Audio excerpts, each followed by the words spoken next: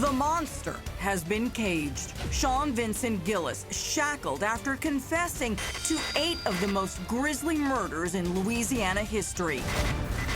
But could a calculated risk by detectives end up setting him free? If he would be willing to tell us some information that would absolutely tie him to other homicides, we were certainly willing to listen. Here's the problem. During his interrogation, Gillis did request an attorney.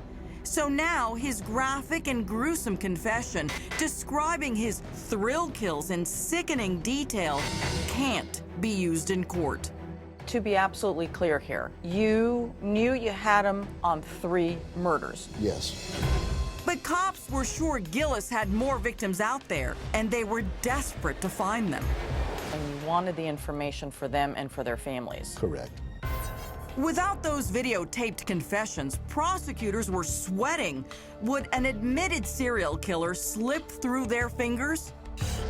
All those fears are put to rest just as Gillis's trial is set to begin. I'll never forget this. I was in the courtroom, and one of the female deputies just kind of nudged me after a hearing in this case and hands me a letter from Tammy saying, "I need to give you these." And there are the letters, put on a silver platter for me. Those letters are from Tammy Prepara, a friend of Gillis's final victim, Donna Johnston. Tammy's been corresponding with Sean Vincent Gillis in jail. And I went, bingo, bingo, that's another nail in his coffin. She said, "I never thought he would answer me. Honest to goodness, I never thought he'd be so stupid to answer me." But Gillis does answer, and within those letters, an absolute bombshell, a written confession. Gillis details Donna's last moments from the eyes of her killer. He writes, "Your friend died quickly. She was so drunk it only took about 1.5 minutes to succumb to unconsciousness and then death. Honestly, her last words were, 'I can't breathe.' Yours oh so beyond sorry, Sean Vincent Gillis." So that letter gave us our first-degree murder beyond any doubt whatsoever. Tammy's letters also give the trial one of its most dramatic moments. Prosecutor Prem Burns has the jury stop and watch the clock for 90 excruciating seconds. In the letters Gillis wrote, that's how long it took Donna Johnston to die. You also said her last words. I did, and it was to go, "I can't breathe." She's dead. But to be looking in the eyes of the person that is killing you is something I have never been able to fathom as a human being or as a district attorney for all the years that I've practiced. Sadly, Tammy Prepara would never see it played out in court. Tammy ended up getting cancer. Tammy died before the trial. She still did it. Even in death, Donna's friend came through by just writing those letters to him and getting those answers and giving them honestly to me and not asking a thing in return. With the overwhelming evidence, including DNA and now Gillis's own self-incriminating letters, the verdict is undeniable. Guilty of first-degree murder and sentenced to 3 life terms. I think if Sean had not been apprehended, he would have continued to kill.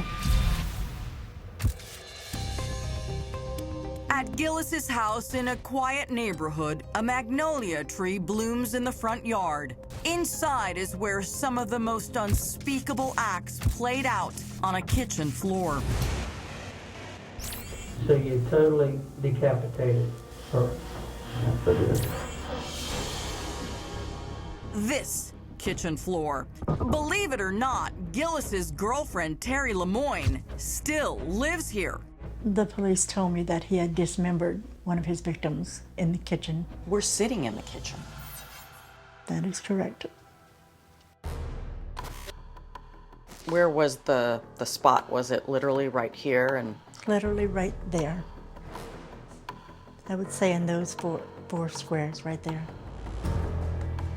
Do you ever have feelings when you're standing here at the kitchen sink and think back to the horrible things that happened here?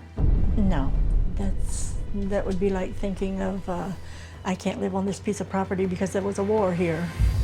It's a building. That's the way I look at it. And the memories of madness aren't confined to the house. Gillis's blood-soaked car, Gillis nicknamed Buffy after the TV show Buffy the Vampire Slayer, still sits rotting in Terry's backyard. You bought this car for Sean, Yes. and what did he end up doing with it?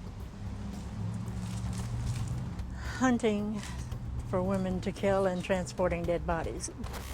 Do you think you're gonna end up selling this to someone who has like a morbid collection of things having to do with serial killers? I have no idea. I've thought of donating the thing. The company that I bought it from, they didn't want it back because they said it was a biohazard. Well, yeah. And I've never bothered myself with it, actually. You still live in the house and you still have the car. Why? The house didn't do anything wrong.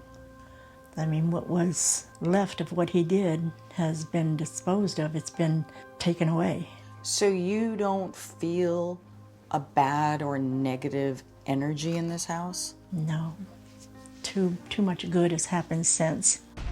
After he went to jail, what did you do? I redid the floors and redid some of the walls.